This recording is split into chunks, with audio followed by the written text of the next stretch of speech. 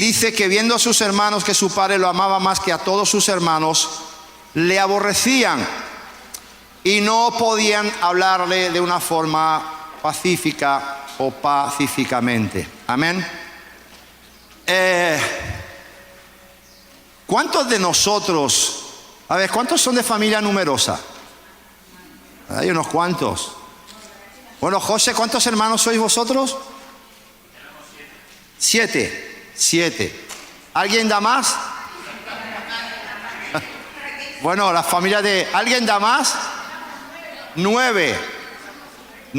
¿Y quedan? Quedan 9. ¿Alguien da más? ¿Cuánto? 11. 8. ¿Alguien da más? Aquí tenemos la ganadora. 15, ¿no? 15. ¿Alguien da más de 15? ¿Alguien da más de 15? ¿Tú, Emiliano? Pero, tu abuela. ¿Cuánto tuvo la abuela? 29. La abuela de Emiliano y de María Ofir. Claro, ¿sabes por qué? Que en aquella época no había televisión. En aquella época no había televisión. ¿Vosotros sois? 11. Nieves tiene 10 hermanos y ella 11. Vosotros 13. Santo Dios. Pues el Señor, a ver, la pregunta es, y me dirijo a todos aquellos que más o menos tienen esa familia numerosa. ¿Os habéis podido percatar en algún momento de que vuestros padres o papá o mamá tenía cierta predilección por alguno de sus hijos?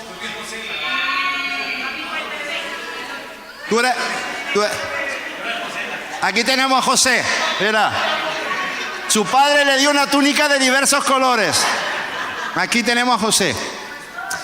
Dígame, ella es la niña mimada de la casa. Vale, o sea que esto que José estuvo viviendo de una manera más general, algunos de ustedes lo han vivido en sus carnes, ¿verdad? El papá o mamá tenga esta preferencia por alguno de sus hijos. Bien. Y la pregunta la siguiente es, ¿y vosotros al hermano o a la hermana, al hijo preferido o a la hija preferida, le podéis hablar pacíficamente? Claro, ahí está la pregunta. ¿Le podéis hablar pacíficamente al hijo predilecto? Os cuesta, ¿verdad? Qué carnales soy. Venga, vamos a orar y me estoy adelantando. Vale, Padre, en el nombre de Jesús te damos gracias, Señor, en esta tarde. Queremos primeramente poner la vida de nuestra hermana Axiel, Señor, y pedir, Señor, que tu favor, tu gracia esté sobre ella mañana, en un tiempo de entrevista, de trabajo que ella tiene que superar. Así que en el nombre de Jesús, sabemos que tú estás con nosotros, y si tú estás con nosotros, ¿quién contra nosotros? Padre, yo declaro en el nombre de Jesús, precisamente al igual que José halló gracia en casa de Potifar, halló gracia en la cárcel, voy a declarar que nuestra hermana Axiel también va a hallar gracia, Señor, en esa entrevista de trabajo, a los ojos de sus futuros empleadores. Lo declaro en el nombre de Jesús. Declaramos puertas abiertas para la vida de tu hija. Bendecimos también la vida de Yasser, Señor, uno de sus hijos que está allá, Señor, del otro lado del mar Atlántico. Padre, queremos pedirte que tú sigas operando, llevando a cabo, Señor, de una manera muy cabal, Señor, tu buena, tu perfecta, tu agradable voluntad en la vida de su hijo. Nosotros lo cubrimos con tu sangre y declaramos que pronto vamos a ver grandes resultados, vamos a recibir muy buenas noticias desde allá. Padre, en el nombre de Jesús. Bendice ahora, Señor, esta tu palabra, que tu palabra corra, que tu palabra sea glorificada y que verdaderamente, Señor, en esta tarde los presentes de una manera física, presencial, y todos aquellos que están con nosotros a través de nuestros distintos medios puedan ser bendecidos en gran manera y sobre todo edificados, Padre, a través de la exposición de tu palabra. Que así sea, Señor, para la gloria y la honra de tu nombre. Y Betsaida en Murcia dice amén, amén y amén. Dale un aplauso fuerte al Rey de Reyes, Señor de señores. Bien. Vamos a leer de nuevo estos dos versículos, como son dos cortitos, los voy a leer en la Biblia BLP, en esta versión dice así, presten atención. Dice, estamos en Génesis 37, verso 3. Israel quería a José más que a sus otros hijos, porque lo había tenido cuando ya era anciano, y mandó que le hicieran una túnica de colores. Sus hermanos, al darse cuenta de que era el preferido de su padre, empezaron a odiarlo y a hablarle con malos modos. Bien, de momento estos dos versículos los he colocado, los he ubicado, digamos, de una manera para, digamos, dar apertura, ¿vale?, al tema de esta tarde. Pero sí que les pido que puedan prestar atención atentamente, pues, a una afirmación, una observación que voy a plantear y que va a ser el hilo conductor de todo el mensaje de esta tarde. A ver qué os parece esta siguiente afirmación. ¿Cuántos de ustedes, pues, luchan, se esfuerzan, buscando éxito en la vida? ¿Dos? ¿Amén? Ya me he quedado plof. A ver, voy a hacer la pregunta de nuevo. Borra esta y edita a partir de la segunda. ¿Cuántos de ustedes se luchan, se esfuerzan cada día para tener éxito en la vida? Amén, ahora sí. Ya me habéis subido un poco la moral, aleluya. Entonces, ¿cuántos de ustedes para alcanzar ese éxito deseado, anhelado, buscado, primero han tenido que experimentar fracaso o fracasos? Aleluya. Toca a aquel que está a tu lado, dile, uy, te van a hablar a ti ahora. ¿Familia numerosa o no? ¿Alguien me puede decir lo que significa el verbo gestionar? Realizar. Administrar. Bien. Organizar. Planificar. ¿Qué significa el verbo gestionar? Planificar. Tenéis una mala costumbre, cada vez que pregunto una definición me dais sinónimos. Sí, gestionar significa administrar, básicamente, pero ¿qué significa administrar? Hacer. Escucha. ¿Ya? Gestionar, manejar o conducir una situación específica. ¿Amén? Eso, por ejemplo, si lo extrapolamos, lo llevamos al matrimonio, cómo gestiona la esposa, cómo maneja. A las mujeres les gusta eso más, el verbo manejar. Cómo maneja, cómo conduce una situación especial o específica dentro de su matrimonio. ¿Cuántos dicen amén? Para gestionar o para administrar el éxito, previamente tenemos que aprender a gestionar el fracaso. Previamente tenemos que aprender a administrar el fracaso. ¿Cuántos dicen amén? A ver, ¿qué nos suele pasar? ¿Qué nos suele suceder cuando las cosas se tuercen?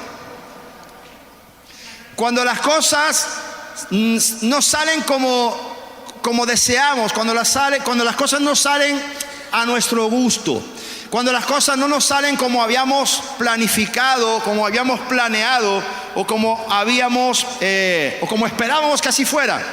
¿Cuál suele ser nuestra primera reacción?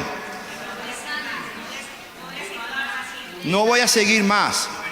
Nos venimos abajo. Vale, muy bien. Es decir, automáticamente o inmediatamente pensamos en negativo. Inmediatamente que llega un fracaso, ¿pensamos en qué? En negativo. Pensamos en fracaso, pensamos en derrota. Y muchas veces os vengo a decir esta tarde que no tiene por qué ser así. Pero el ser humano tiene un mecanismo mental donde normalmente, generalmente, ese mecanismo mental nos lleva directamente a pensar en negativo. Nos lleva a pensar en fracaso. Nos lleva a pensar en derrota. ¿Cuántos dicen amén?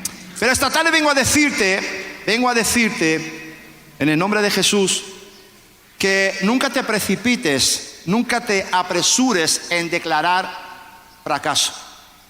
Nunca te precipites, nunca te apresures en declarar o en hablar de una manera negativa. Nunca te apresures en decir, me equivoqué. Nunca te apresures en decir, como dijo Patricia, pues ya no, ¿cómo dijiste? Ya no sigo más, fracasé. Nunca te precipites en declarar cosas negativas. Normalmente los seres humanos somos muy rápidos, más las mujeres que los hombres. ¿Cuántos dicen amén? Digan amén los hombres. Madre mía, qué bien enseñados están. Están domados. Nadie dijo amén. Nadie dijo amén. Petota le hizo a Julián así, placa. Estáis todos bien domados. Qué bien. Qué dóciles vienen los varones a la iglesia. Aleluya. Bien, pues normalmente he dicho que los seres humanos somos muy rápidos, demasiado rápidos en sacar conclusiones y sobre todo negativas. ¿Estoy en lo cierto, sí o no? Amén. Bien, pero tengo que decirte algo. El fracasado, y aquí en esta tarde no veo a ninguno. No veo a ninguno. El fracasado es aquel que no sabe para qué vive, ni para qué ha sido puesto en esta tierra. Y en este caso, aquí, valga la redundancia, no es el caso de ninguno de nosotros. ¿Cuántos dicen amén? Entonces, voy a sustentar y voy a demostrar a la luz de la palabra de Dios, voy a sustentar que esta afirmación que acabo de decir. ¿Cuál afirmación? ¿Cuál afirmación? Que para poder administrar o gestionar éxito, previamente tenemos que aprender a gestionar el fracaso. Pues vamos a ver esto precisamente a través del ejemplo de un tal José. Todos conocemos básicamente la historia de José. José, según estos dos versículos, Génesis 37, 3 y 4, dice la escritura en el verso 3 que recibió una túnica de colores de parte de su papá. Y nos dice la razón, porque lo amaba más que a todos sus hijos, porque lo había tenido en su vejez, ¿vale? Esa túnica, ¿qué representaba? Básicamente, esa túnica lo destacaba entre todos sus hermanos. Amén. Esta túnica lo señalaba a él públicamente como el preferido. Esta túnica lo señalaba a él públicamente como el escogido, como futuro heredero o como futuro jefe del clan, cuando normalmente a quien le correspondía la jefatura era el primogénito, que creo que era Rubén, si no me equivoco, ¿vale? El hijo primogénito de Lea, precisamente la esposa legítima, una de las dos. Entonces, esa túnica era una distinción de reyes y príncipes. Aleluya. ¿Cuántos saben que el Señor nos va a poner a nosotros una túnica también? De lino fino, de lino blanco, que nos va a distinguir. Amén. Como reyes, como príncipes, como sacerdotes del Señor. Y una corona. ¿Cuántos dicen amén? Podemos dar un aplauso al que nos va a ubicar una túnica. Ahora, esa túnica que Jacob le entregó, hay algunas versiones que dan a entender que la hizo él mismo con sus manos, otras versiones dan a entender que la encargó. En este caso, en el contexto de hoy, no es lo más importante. Esta túnica indicaba y señalaba autoridad, preeminencia, preferencia, privilegio y mayor derecho. Y al inicio, cuando estábamos leyendo, al inicio de la enseñanza, preguntaba si tal vez Jacob cometió un error. ¿Cuántos creen que Jacob cometió un error? Como mínimo podemos decir que hizo acepción de personas. El error tal vez fue demostrar de una manera pública, abiertamente, delante de todos. Tal vez Jacob cometió un error y solo hay que ver todo lo que se desencadenó después, precisamente, que Jacob le entregase esa túnica a José. Lo primero que desencadenó, dice la Biblia, que los hermanos le odiaban aún más todavía. Y que ya no podían dirigirse a él con buenos modales, sino que no le hablaban de una manera pacífica. ¿De acuerdo? Bien. aparentemente, escucha bien, aparentemente, ¿cuántos años tenía José cuando el papá le da la túnica? 17. Aparentemente, José a los 17 años ya tenía éxito, ¿o no? El papá le da la túnica y públicamente dice, este va a ser el próximo jefe del clan. O sea, aparentemente ya con 17 años, José tenía éxito. Pero vemos, con todos los eventos que se desencadenan, que sus hermanos primeramente le odian. Luego planean matarlo. Y si no es porque Rubén interviene, lo matan. Pero Rubén interviene y dice, no sean halladas nuestras manos manchadas de sangre. Este es nuestro hermano también. Entonces, ¿qué hacen? Lo tiran a un pozo, a un aljibe. Ya lo vimos, lo estudiamos hace algunas semanas. Lo tiran a un pozo. Y cuando ven pasar la caravana de los ismaelitas, ¿qué hacen con él? Lo venden como esclavo. Qué malos los hermanos. Lo venden como esclavo. O sea, lo venden como vulgar mercancía. ¿Qué era un esclavo en aquel tiempo? Una mercancía. Entonces, daros cuenta que en pocas horas o pocos días, pasó de ser el elegido a ser un vulgar esclavo. Digan conmigo. De cabeza a cola. Wow. De cabeza a cola en pocas horas. Muy tenaz. O sea, se puede gustar en pocas horas el sabor de estar en la cumbre, en la cúspide, pero también el amargor de estar en lo más bajo. ¿Os acordáis del estudio que hicimos del pozo? Que tenía como 70 metros de profundidad. Y no se mató porque Dios cuidó su vida. Pero perfectamente se podía haber matado cuando los hermanos lo tiran a ese pozo. Bien. De cabeza a cola. Trabajó como sirviente en la casa de Potifar. Fue acosado por la esposa de su amo, la cual levantó un falso testimonio que lo llevó ¿dónde? A la cárcel. O sea, todo parecía en la vida de José un fracaso. De mal, digan conmigo, de mal en peor. En la cárcel, José interpreta sueños. ¿A quién? A un panadero y a un copero.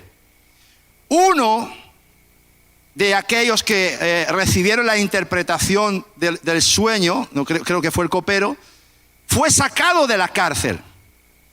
Y a los 2 años, pasaron 2 años, cuando el copero, por unos sueños que estaba teniendo Faraón, se acordó y le dice a Faraón, y ahora lo vamos a leer, ¿te acuerdas cuando mi compañero y yo cometimos falta en contra del Faraón y nos mandaste a la cárcel, etc, etc, etc?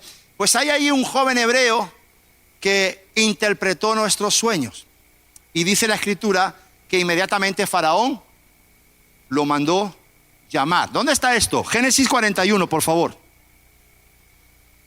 Vamos a leer. Dice, entonces el jefe de los coperos habló a Faraón diciendo, me acuerdo hoy de mis faltas. Cuando Faraón se enojó contra sus siervos, nos echó a la prisión de la casa del capitán de la guardia, a mí y al jefe de los panaderos. Seguimos leyendo. Y él y yo tuvimos un sueño en la misma noche, y cada sueño tenía su propio significado. Estaba allí con nosotros un joven hebreo, siervo del capitán de la guardia, y se lo contamos, y él nos interpretó nuestros sueños y declaró a cada uno conforme a su sueño. Y aconteció que como él nos lo interpretó, así fue. Yo fui restablecido en mi puesto y el otro, el panadero, fue colgado. Entonces Faraón envió y llamó a José y lo sacaron apresuradamente de la cárcel, se afeitó y mudó sus vestidos y vino a Faraón. El resto de la historia la conocemos. El resto de la historia la conocemos. Entonces, enseñanza o primera enseñanza de la tarde de hoy. Gracias a que José pasó por la cárcel, pasó primero por por el pozo, por la casa de Potifar, por la cárcel. Gracias a que José fue acumulando fracaso tras fracaso, pudo llegar al trono de gobernador de Egipto. Cuidado, cuidado. Este es el asunto de esta tarde. De fracaso en fracaso para llegar arriba. Sí, dar un aplauso al Señor y a su palabra. De fracaso en fracaso para llegar arriba. Ahora, sí. Nunca, por tanto, amada iglesia, ahora, claro, digan conmigo, de cola a cabeza. Amén. El proceso inverso. Por eso, amados, nunca se apresuren en decir o en declarar que han fracasado, que se han equivocado, porque quizás sea el camino que Dios ha diseñado para ti. Porque quizás sea el camino que Dios ha dibujado y ha preparado para llevarte al éxito, para llevarte a la bendición. Por eso mismo el apóstol Pablo declaraba, asombrado, impactado, que los caminos del Señor eran insondables e inescrutables. Hay dos versículos que se encuentran, uno de ellos en Deuteronomio, y voy a leer la porción completa. Deuteronomio capítulo 8, y lo voy a leer en la Biblia Peshitta, Deuteronomio 8, del 11 en adelante. Dice así, escucha. Ten cuidado de no olvidarte del Señor tu Dios, sino que guarda sus mandamientos, sus decretos y sus estatutos, los cuales yo te ordeno hoy, para que cuando comas hasta saciarte, es decir, comer hasta saciarse significa que uno ha llegado a tener éxito. Amén. ¿Qué hacía Potifar mientras el joven José administraba sus fincas? Comer hasta saciarse, porque Potifar tenía abundancia. Y mira lo que dice: no te olvides de tu Dios cuando comas hasta saciarte y construyas buenas casas para habitarlas. Cuando tus ovejas y tus vacas se hayan multiplicado y la plata y el oro se te multipliquen, cuando todo lo que tengas se multiplique, no se enaltezca tu corazón y te olvides del Señor tu Dios, que te sacó de la tierra de Egipto, de casa de esclavitud o de servidumbre, y te condujo por un vasto y terrible desierto, lugar de basiliscos y escorpiones, y lugares áridos donde no había agua. Él es quien hizo brotar para ti aguas de la roca del pedernal.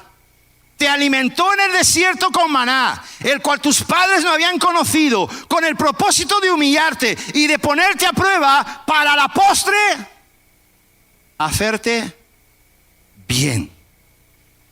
Dale un aplauso a la palabra de Dios. Aleluya. Y ya leo el 17 también. Para que no digas en tu corazón: por mi poder y por la fuerza de mis manos yo adquirí estas riquezas. Génesis 45. Mira lo que dice aquí. Y lo voy a leer en esta versión, ahora sí. Biblia BLP. Génesis 45, verso 4 al 8. Dice: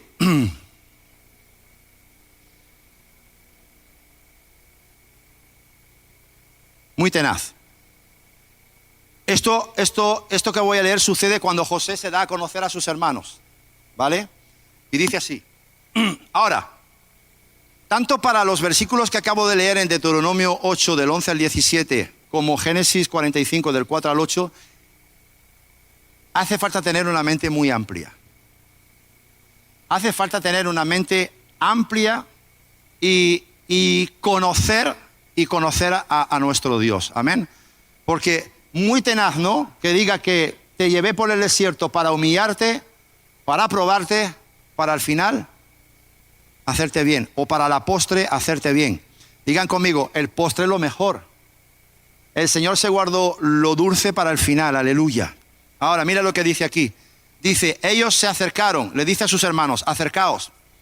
Ellos se acercaron y José les repitió: yo soy José, vuestro hermano, el que vendisteis y que llegó a Egipto. Pero no os aflijáis y ni os reprochéis el haberme vendido, pues en realidad esto, si uno no tiene una mente amplia, le hace así. Pues en realidad fue Dios que me ha enviado aquí antes que a vosotros para salvar vidas. Ya van 2 años de hambre en el país y todavía faltan 5 años más en que no habrá labranza ni cosecha. Por eso Dios me envió delante de vosotros. Cuando tú lees la historia de José en Génesis 37, donde los hermanos quieren matarlo, donde interviene Rubén, dicen, no manchemos nuestras manos de sangre, lo tiran al pozo, donde se puede matar en la caída, lo sacan, lo venden como esclavo y va de fracaso en fracaso. Realmente cuando tú lees esto puedes pensar que Dios estaba en el asunto. Pues José sí creyó que Dios estaba en el asunto. O sea que para eso hay que tener mucha amplitud de miras, mucha visión, mucho discernimiento y mucho entendimiento. Aleluya. Y sigo leyendo. Y dice, por eso Dios me envió por delante de vosotros para salvaros, o sea, para salvar a aquellos que lo quisieron matar, de modo admirable y asegurar vuestra supervivencia sobre la tierra. Así que no fuisteis vosotros quienes me enviasteis aquí, sino fue el Señor. Él me ha constituido consejero del faraón, señor de su casa y gobernador de todo el país de Egipto. Escucha bien, a partir de ahora la enseñanza. Según Deuteronomio 8:16, donde dice que los llevó por el desierto para humillarlos, para afligirlos, para probarlos, para ver lo que había en su corazón, para al final hacerles bien. Yo entiendo, por tanto, según la Escritura, que el fracaso en nuestras vidas no es el punto final. Es decir, tú podrás fracasar en tu vida, pero ese no es el final de tu camino. Yo entiendo, según Deuteronomio 8:16, que el fracaso en tu vida y en la mía es algo eventual, es algo circunstancial. Amén. Pero que la meta, el fin de todo es llegar al éxito. ¿Cuántos dicen amén? Entonces, ¿qué es el fracaso según la palabra de Dios? Es solo un peldaño más para llegar a la cúspide. Es solo un peldaño más para llegar al éxito. Fracaso es una nueva oportunidad. Fracaso es una nueva oportunidad para hacer algo diferente. Y si tú lo administras bien, si tú lo manejas bien y si tú lo gestionas bien, entonces Dios te llevará al éxito. Ahora, la pregunta de rigor: ¿cómo yo puedo aprender a gestionar bien mi fracaso? Amén. Esa es la pregunta clave en esta tarde. Escucha, José, en medio de situaciones aparentemente de fracaso y varias situaciones que no fueron una ni dos, siempre se movió haciendo las cosas lo mejor que sabía. ¿Te das cuenta? ¿Qué dijiste tú? Llega fracaso y ¿qué hacemos? Tiramos la toalla. Ah, no, ¿para qué? José hizo todo lo contrario. Y qué tremendo, ¿no? Y tenía el mismo mecanismo mental que nosotros. En principio, fracaso, pensamos en negativo y hablamos en negativo. Pero José, ¿qué hizo en esas situaciones de fracaso? Se movió haciendo las cosas con excelencia. Toca a aquel que está a tu lado y dile, aún en medio de tu fracaso, da lo mejor de ti mismo. ¿Cuántos dicen amén? Génesis 39, verso 2 al 4, dice así: el Señor estaba con José, así que todo lo que emprendía José prosperaba. José fue llevado, escucha, era el esclavo de Potifar. Normalmente a un esclavo se le asignaba unas tareas diarias. Hoy te toca esto, limpiar las cuadras, esto, alimentar las ovejas, en fin, unas tareas.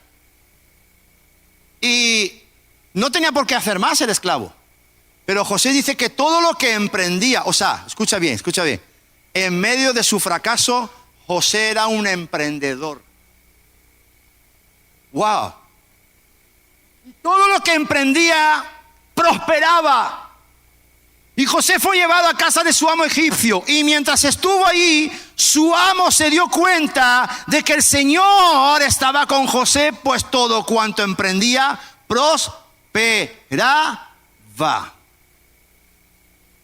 José es llevado a la cárcel. Génesis 39, del 20 al 23. Y dice así: acto seguido, mandó apresar a José por el falso testimonio de la esposa de Potifar. Y lo metió en la cárcel donde estaban recluidos los presos del rey. De este modo José fue a parar a la cárcel. Pero el Señor seguía estando con él. Escucha, aún de fracaso en fracaso, el Señor te dice: no te dejaré ni te desampararé. Estaré contigo todos los días hasta el fin del mundo. Dice que estaba y seguía estando con José el Señor. Aleluya. Dan un aplauso fuerte. Ahora, hizo que se ganara la simpatía del jefe de la cárcel. O sea, la gracia de Dios estaba en José y sobre José. Aleluya. Y si se ganó la simpatía del jefe de la cárcel, la cara de José era una cara de amargura. Porque la primera cara que ponemos cuando fracasamos es la cara de amargura. O sea, José era es un fracaso más, otro fracaso más, pero ¿sabes qué? Yo sé que Dios está conmigo y no me dejará de la mano. Y José estaba gozoso, y José estaba feliz, como esclavo y como preso. Pregúntale al que está a tu lado: ¿y tú? ¿Y tú en la misma situación? ¿Y nosotros en la misma situación que José? Como esclavo, como preso en una cárcel. ¿Se puede guardar la compostura, el bello semblante, la hermosura, el buen parecer? Por eso le cayó bien José al jefe de la cárcel. Pues el jefe de la cárcel dijo: ¿este es diferente a todos los demás? Este está encarcelado, está en la cárcel y el tipo se está riendo. El tipo está contento, está feliz. Hombre, esto lo voy a coger bajo mi, lo voy a padrinar, hombre. Y dice que el jefe de la cárcel no tenía que preocuparse por nada de lo que estaba a cargo de José, pues el Señor estaba con él. Y cuanto José emprendía, el Señor lo hacía prosperar. Ojo a esto. ¿Dónde está la clave de todo? ¿Dónde está la clave de todo? Para que José, claro, la apariencia de José, ¿cómo era? Vale. ¿Estaba poniendo José una máscara? Estaba proyectando lo que él era por dentro. Es decir, que el fracaso no entró ni en la mente ni en el corazón de José. Y como no entró el fracaso ni en la mente ni en el corazón de José, tampoco salió por su boca. ¿Cuántos dicen amén? Por eso, el mecanismo mental del ser humano cuando fracasa es decir: me equivoqué. Cuando uno ya dice me equivoqué, es porque el fracaso ya entró en su mente y en su corazón. Cuando el fracaso sale por la boca, es porque ya entró aquí y entró aquí. ¿Sí o no? Nadie dice amén. Mira lo que dice el Salmo 84, verso 6, primera parte. Esto también hay que entenderlo bien, Atravesando el valle de lágrimas. O sea, ¿qué situación es un valle de lágrimas? Pero según el contexto de hoy, una situación de fracaso. Atravesando el valle de lágrimas, lo cambian en fuente. Aleluya. O sea, los hijos de Dios tenemos un poder. Lo dejo para después, para ahí lo dejo. Porque primeramente quiero dedicarme a decir o a explicar lo que significa el verbo atravesar. Atravesar significa pasar a través. O sea, el valle de lágrimas que menciona el salmista tenía una puerta de entrada y una puerta de salida. Y el salmista entró, pero también salió. Atravesar significa pasar a través de algo recorriéndolo de una parte a otra. Y escucha, pasar, que hemos dicho que era el fracaso para un hijo de Dios, una situación circunstancial. Mira lo que dice del verbo atravesar. Pasar circunstancialmente por una situación favorable o desfavorable. Escucha, los hijos de Dios se supone que tenemos la habilidad. ¿Cuál habilidad? Sacar provecho del momento difícil. O sea, como se dice aquí, sacar petróleo, ¿verdad?, de una dificultad. Sacar petróleo de una situación difícil. Se supone que los hijos de Dios, todos tenemos esa capacidad, porque todos tenemos al Espíritu Santo con nosotros y en nosotros. Aleluya. Ahora, tenemos capacidad para sacar provecho del momento difícil. Qué bueno, qué bueno. Por ejemplo, enseñamos que cuando viene el tiempo de prueba es un buen momento para ejercitar nuestra fe. Amén. Eso es sacar provecho de una situación difícil. Ejercitar nuestra fe para que nuestra fe se vea perfeccionada y aumentada. ¿Cuántos dicen amén? Ahora, ¿cómo sacó provecho José de su momento o de sus momentos difíciles? ¿Cómo sacó provecho José de ellos? ¿Cómo sacó provecho José de la casa de Potifar, de la cárcel, del pozo? Pues también sacó provecho del pozo. Sacó provecho haciendo lo mejor que sabía hacer. ¿Qué sabía hacer José? Interpretar sueños. Y lo hacía de maravilla. José era muy certero a la hora de interpretar sueños. Entonces José, en los momentos difíciles, hizo lo mejor que sabía hacer. No me vengas a decir que tú no sabes hacer nada, que tú no tienes ninguna habilidad, que tú no tienes ningún don, que tú no tienes ninguna facultad.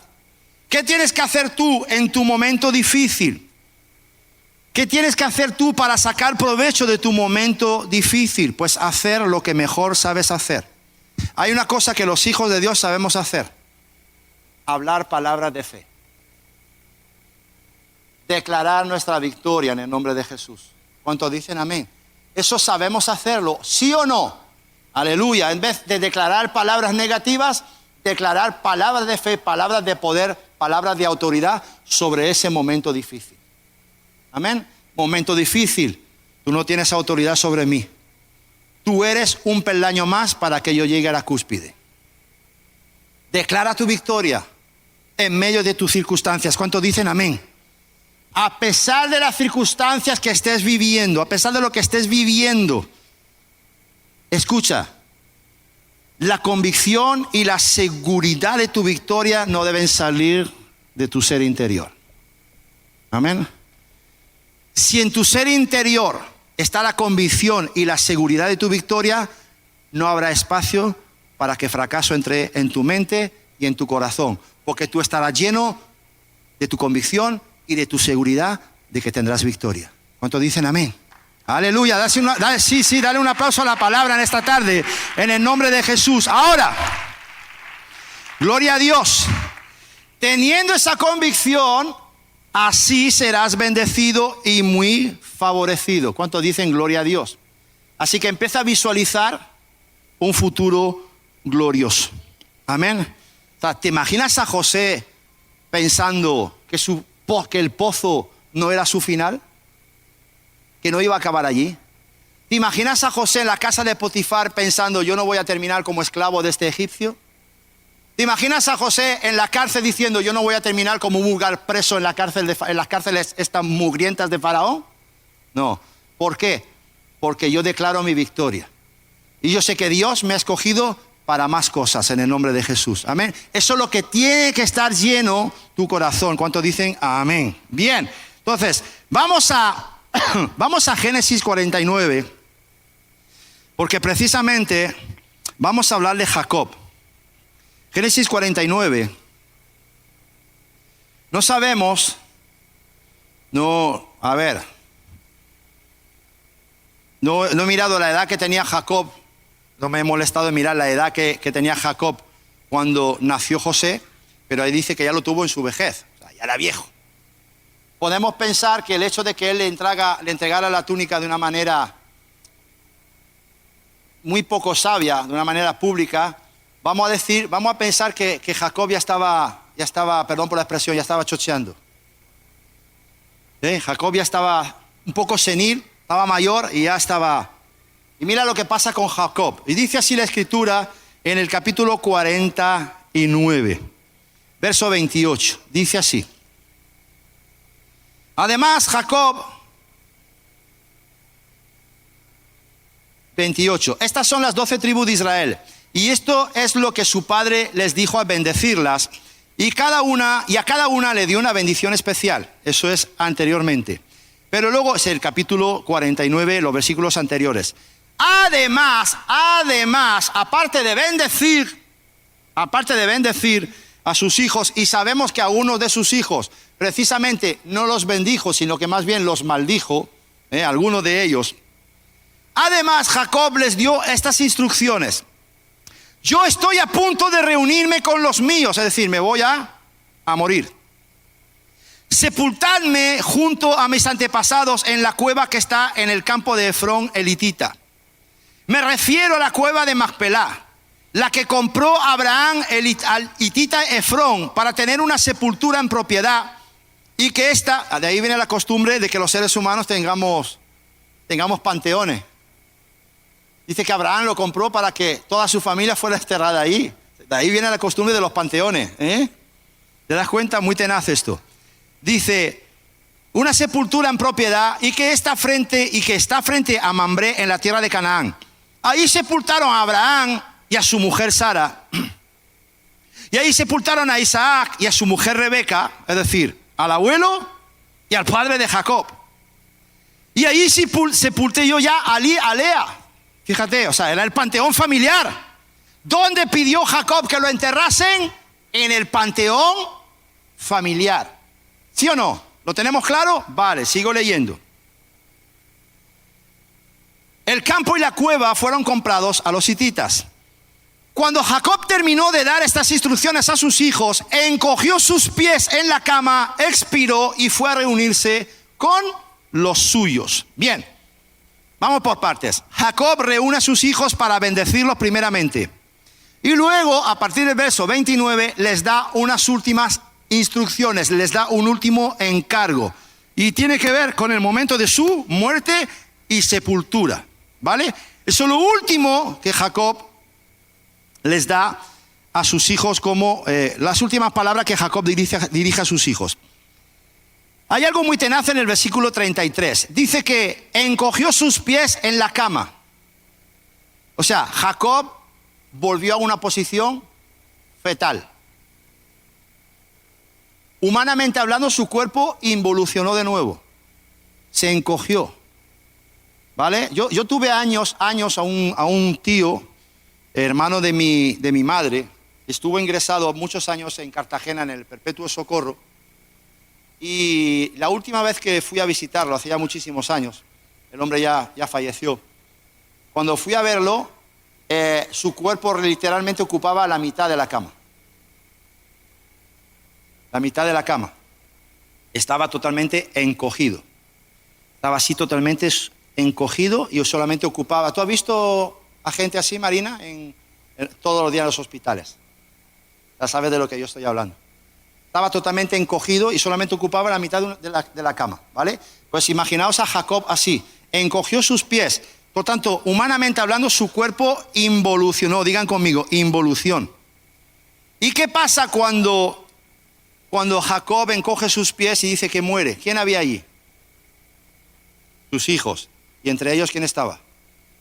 Estaba José. Y cuando José ve eso y escucha a su padre decir, quiero morir aquí, ser enterrado aquí, y ve como Jacob hace ¡pum! José recibe un impacto. José recibe como un rema. José recibe una revelación. Algo sobrenatural le pasa a José cuando José ve eso. Y pasan los años. Y José vive su vida en la tierra de Egipto.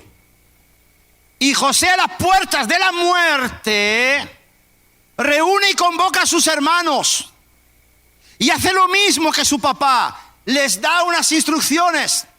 Les da unos últimos encargos. Y mira lo que dice José a sus hermanos cuando él está a punto de morir. Esto está en Génesis 50 y lo quiero leer en esta versión. Génesis 50, Biblia Peshitta, versos 24 al 26. ¿Vale? Génesis 50 dice, escuchen bien, dice: entonces dijo José a sus hermanos: yo estoy a punto de morir, pero Dios ciertamente se acordará de ustedes y los sacará de esta tierra. ¿De qué tierra? ¿De qué tierra dice José que los sacará Dios? De Egipto.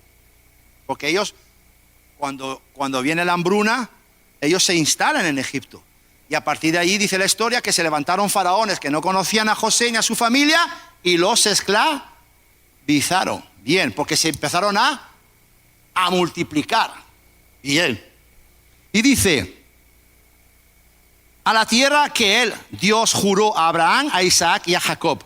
Luego José hizo que los hijos de Israel juraran diciendo: ciertamente, o sea, les hizo repetir la palabra. Ciertamente Dios se acordará de ustedes y llévense de aquí mis huesos junto con ustedes. O sea, eso de enterrarme en el panteón del abuelo, de mi bisabuelo, de mi abuelo y de mi padre, nanay. Cuando yo me muera, el cadáver, donde vayáis vosotros, voy yo también. Muy tenaz esto.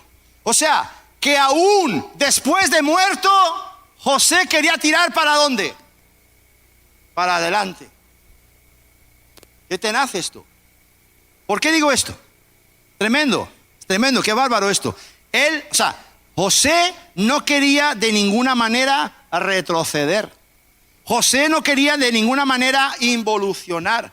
José no quería de ninguna manera volver al pasado, ni a la gloria del ayer, sino que su voluntad última fue ir a por más. Su última voluntad fue: mi cuerpo va con vosotros hasta alcanzar la tierra prometida, hasta alcanzar la promesa. Entonces mira la diferencia entre José y su padre Jacob. Las últimas palabras de Jacob fueron para ultimar y para encargar los detalles de su sepultura. Lo hemos leído, Génesis 49, del 29 al 33. Pero las últimas palabras de José fueron palabras proféticas. Dios ciertamente os visitará. Lo dice él. Y luego se lo hace repetir a ellos. ¿Para qué? ¿Para qué? ¿Para qué? Para que se les metiera esa palabra profética hasta los tuétanos, hasta adentro. Dios ciertamente os visitará. Biblia BLP, sin duda Dios vendrá a ayudaros. Ciertamente Dios se acordará de ustedes. Biblia Peshitta. Digan conmigo: acordarse, visitar y ayudar. Y digan conmigo: ciertamente y sin duda. O sea, con toda seguridad, José dice, con toda seguridad, Dios os ayudará, Dios os visitará y Dios se acordará de ustedes. ¿Tú sabes que fue gracias a esa palabra profética que Dios levantó a Moisés?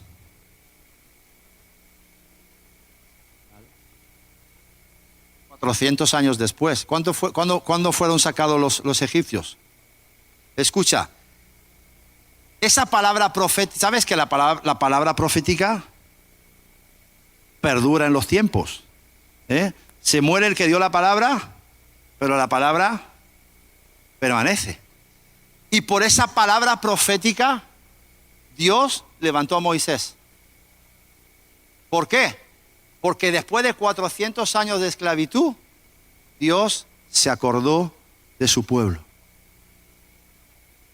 Después de 400 años de fracaso, Dios se acordó de su pueblo. Escucha, ¿sabes? El título de la prédica de hoy es: Dios se acordará de nosotros. Escúchame, aún en tu peor momento de fracaso, aún aunque tu momento de fracaso se extienda durante años, te digo, a la luz de la palabra, que Dios se acordará de ti. Dios, escucha, y hará algo más. Dios se acordará de ti, Dios te visitará y Dios te ayudará. ¿Cuántos dicen amén? ¿Cuántos pueden creer esta palabra en esta tarde en el nombre de Jesús? Dios los visitó porque había sido profetizado. Dios se acordó de ellos, Dios los visitó y Dios los ayudó. Mira lo que dice el Salmo 105, versos 7 al 13, hablando de que Dios se acuerda de nosotros. Mira lo que dice. Eres Jehová nuestro Dios, en toda la tierra están sus juicios. Seguimos leyendo. Se acordó para siempre de su pacto, de la palabra que mandó para 1000 generaciones. ¿Te das cuenta cómo la palabra cielo y tierra pasarán? Mas mi palabra no pasará, dice el Señor. Seguimos leyendo. La cual concertó con Abraham y de su juramento a Isaac. Seguimos leyendo. La estableció a Jacob por decreto, a Israel por pacto sempiterno, diciendo: a ti te daré la tierra de Canaán como porción de vuestra heredad, cuando ellos eran pocos en número y forasteros en ella, y andaban de nación en nación, de un reino a otro pueblo. Seguimos. ¿No hay más? Hasta aquí. O sea, cuando el pueblo de Dios era un pueblo nómada y eran muy pocos, apenas la tribu de Jacob eran a lo mejor 40, 50, 70 personas. Échale 100 a lo sumo. Aún cuando eran pocos, el Señor fue fiel a su pacto para sacarlos de la tierra de esclavitud y llevarlos a la tierra prometida. Aleluya. Aún cuando ellos andaban de nación en nación sin un rumbo claro. Ahora, ponme por favor Job 7, del 17 al 18. ¿Qué es el hombre para que lo engrandezcas y para que pongas sobre él tu corazón y lo visites todas las mañanas y todos los momentos lo pruebes? Hasta aquí. BLP, Job, porque en esta versión, claro, aquí es donde yo quería leerlo, en esta versión. Job, escucha, 7, 17 y 18. Libro de Job. Mira cómo lo dice aquí. ¿Quién es el hombre? ¿Ustedes qué creen que es el hombre para Dios? ¿Ustedes qué creen que es el hombre para Dios? La cúspide de la creación, la joya de la corona. Y si somos sus hijos más. Escucha. ¿Qué es el ser humano para que de él te ocupes? Para que te muestres interesado por él. Para que le pases revista por la mañana y a cada instante lo examines. Dios nos visitará ciertamente. ¿Cuántos dicen? Y también ponme Isaías 41:10. No temas porque yo estoy contigo. No desmayes porque yo soy tu Dios que te esfuerzo. ¿Siempre qué? Iglesia, digan conmigo, siempre me ayudará. Él lo ha prometido. Amén. ¿Podemos darle un aplauso a esa promesa? Siempre te ayudaré. Siempre te sustentaré con la diestra de mi justicia. Para finalizar, qué bueno que hoy podamos declarar, por ejemplo, a nuestra descendencia, podamos declarar, ciertamente Dios se acordará de vosotros. Ciertamente Dios os visitará y ciertamente Dios os ayudará. Y que ellos lo puedan repetir, como José lo hizo repetir a sus hermanos. ¿Para qué? Para que esa palabra ya interiorizada en su corazón, ellos puedan caminar con esa palabra profética hacia su futuro de éxito y de bendición. Porque la palabra de un papá, la palabra de una mamá, la palabra de un hermano que profetiza quedará viva aún en medio del peor fracaso. Sí, dan un aplauso a la palabra, aleluya. Y soportará el paso de los años, el paso de las generaciones hasta que se haga realidad y verdad. ¿Cuántos dicen amén?